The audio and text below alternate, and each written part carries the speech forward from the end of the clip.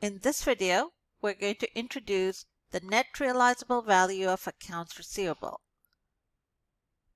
We know that accounts receivable represents the amounts due from customers for credit sales. So the company has already done the sale.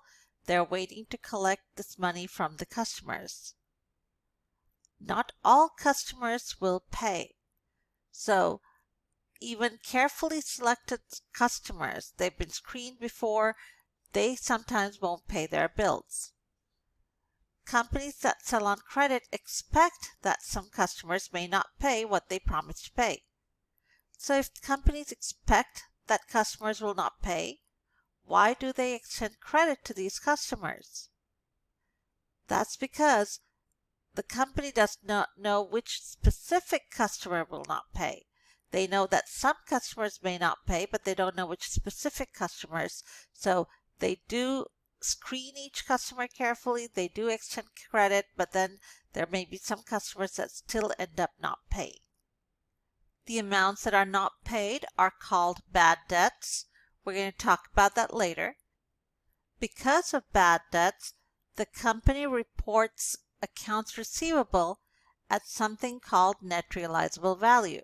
So the net realizable value of accounts receivable represents the amount of receivables a company estimates that it would actually collect. They may collect everything, they may collect only part of it, but net realizable value represents how much the company thinks that it will collect. This net realizable value is reported on the balance sheet. To calculate the net realizable value, we take the accounts receivable balance and subtract something called allowance for doubtful accounts. We will take a look at allowance for doubtful accounts in a little bit.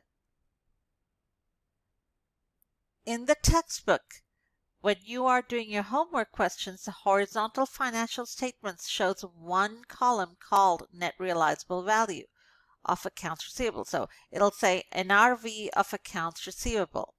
When it says NRV of accounts receivable, you need to realize that accounts receivable and allowance for doubtful accounts will affect the NRV.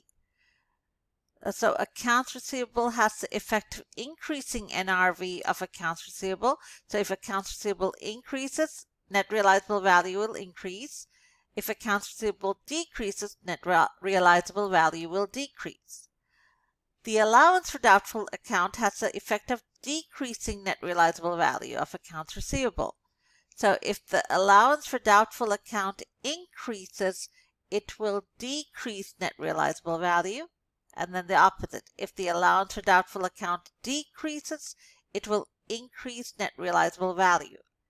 Think of it as being similar to retained earnings and the relationship between revenues and expenses. You have already done that part, so you understand how this equation works as well.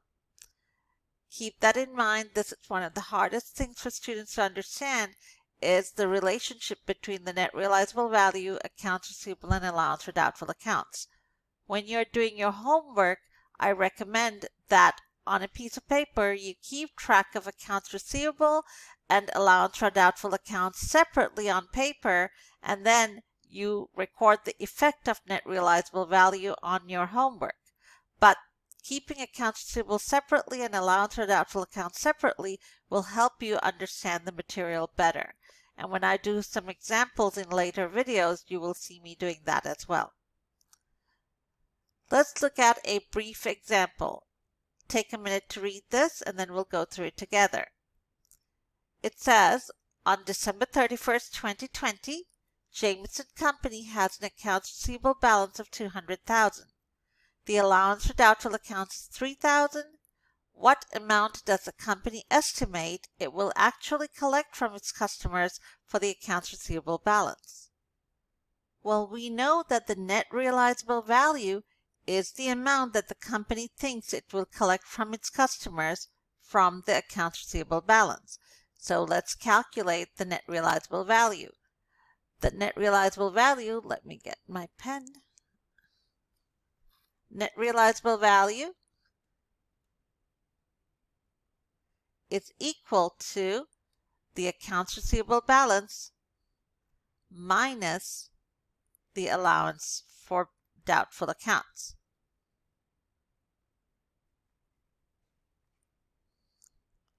And again, in your homework, this is called net realizable value of accounts receivable. So that's the full name. The net realizable value is accounts receivable minus allowance for doubtful accounts. Accounts receivable is 2,000 or 200,000 minus 3,000 is the allowance. That's the amount that the company thinks it will not be able to collect. Therefore, they think they will be able to collect 197,000 of this $200,000 balance.